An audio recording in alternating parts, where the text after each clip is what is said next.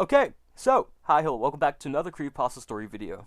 Today, Creepypasta I'm going to bring is called Forgotten Something, but before I get into it, I do want to say a few things. First off, the video is a one take, so if you hear me stumble, mumble, fumble, mess up my words, I'm sorry, this is a one take. And second thing, I do want to say, please consider using code GOONS at gamersubs.gg. It's code GOONS, and you can use that to get 10% off at checkout. Okay, so outside that, let's get into it. This Creepypasta is called Forgotten Something.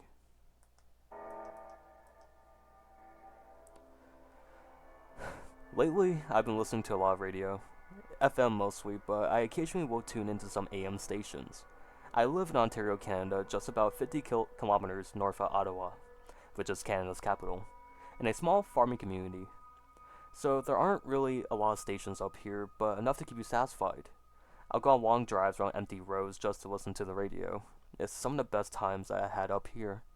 I especially love listening to the AM stations where they talk about the universe, religion, nature, and mysteries and such. One night, I decided to go on another drive and listen to the radio. It was 6 p.m. and fall, so it was getting dark. I brought a flashlight and my cell phone just in case anything was to go wrong.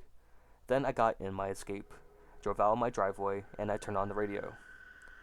Flipping through the stations, I came across one that was mostly static, but I could make out a faint voice. Curious, I decided to drive down the road, since I hadn't been on before, to see if the signal would have gotten stronger. Lo and behold, I was right. It was becoming clearer. I heard that the voice was of a man, although it sounded a little different and in a different language. The only languages we have here are the slang farmers use, and which is English, which is similar, haha. I drove down the road and the sun went down, and the signal became clearer, but at the same time, the dark of the night was beginning to flow out of the sky and onto the road. I recognized the language and it sounded like Russian, thanks to my Russian history class I took. The man sounded scared, and I could hear him yelling, but he wasn't directly yelling into the microphone. He was in the room just yelling for his life, perhaps a loyal talk show host, still explaining to the listeners what was happening to him, but what was actually happening to him. I drove for about 10 minutes listening to this, and when I started to hear him scream, I jumped up out of my seat as I heard how loud it was. I then quickly turned down the volume. At the same time, I tried to hear what he was screaming. It was the exact same thing over and over again. It sounded like he was saying, "my rookie." I had no idea what that meant, but whatever it was, he seemed shocked about it. I eventually got so disturbed that I switched the radio off completely and I turned my car around. I was ready to go back home. As I was turning my car, I heard a faint sound in the distance, and I cautiously rolled down my window and realized how deathly familiar it was. It was that same man. He was still screaming. I thought to myself that he must be in trouble and that I needed his help. But what if he was being killed, or questioned by someone, or being tortured? I began to feel sick. Either way, I didn't want to take part of whatever was going on there. But then I remembered that I had been chopping some wood yesterday for my parents and had forgotten to put the axe I used back into my tool shed. I got out of my car with my flashlight in my hand and my cell phone in my pocket. I opened the trunk and picked through the junk until I found the thing. Am I really doing this? I thought to myself. Am I really going to take this axe and kill off whoever is in there? I hadn't wanted to be part of this in the first place, but I was the only soul around, and that man clearly needed help. It could have been a coincidence that I happened to be around listening to the radio station he was broadcasting on. Luck was really on his side. I began running down the road, illuminating my view with my flashlight. I soon came to a dead end, a small hill stopping the road in its tracks. I'm getting closer, I thought to myself. I climbed up the hill and saw a small building with a radio antenna on its roof in the near distance. With one lit window, I crouched and began to watch, as I heard the noise stop while going up the hill.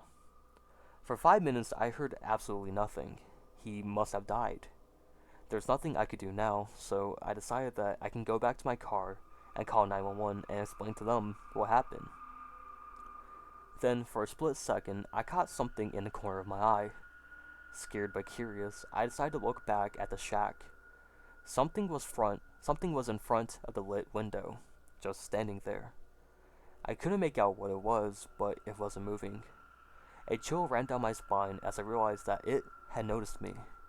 I was frozen in fear. I couldn't move. It let out this terrible scream as it began to move towards me. I got up and ran back, leaving the axe behind.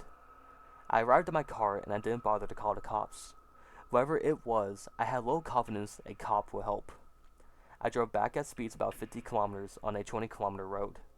When I made it back to my house, I got out and ran to the door. I opened it and locked it, and proceeded to run to the guest bedroom in the basement.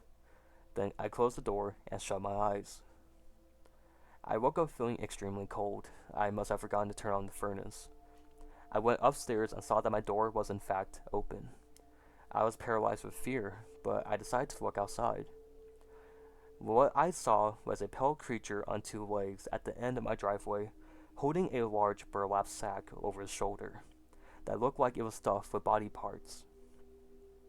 It turned around and glared at me, then proceeded to grin and walk down my street, cackling with laughter. I closed the door and I didn't bother locking it. I then went to the kitchen and saw a bag and a piece of paper. I read what was written on it. It looks like you have forgotten something, with the thing's face crudely drawn on the paper, grinning the same way it had earlier. And as for the bag, inside of it was the axe I had left on the hill. Okay. So, that was Forgotten Something. Hopefully y'all enjoy the creepypasta. I haven't heard of that before, but hopefully y'all enjoyed this for the month of October. And yeah, I don't have anything else to say. Thank you all so much for watching the video. It means a lot to me. If you enjoyed, please leave a like. It is free. And you want to see more, please feel free to subscribe. There is a playlist on the side that will pop up on screen. Click that. I do have 100 and like something creepypasta videos I've done over the past year. So yeah, so go check that out. And yeah, but thank you guys so much for watching. Use code GOONS at gamersubs.gg if you find something you like. And yeah, thank you guys so much for watching. I'll see you guys later. Bye everyone.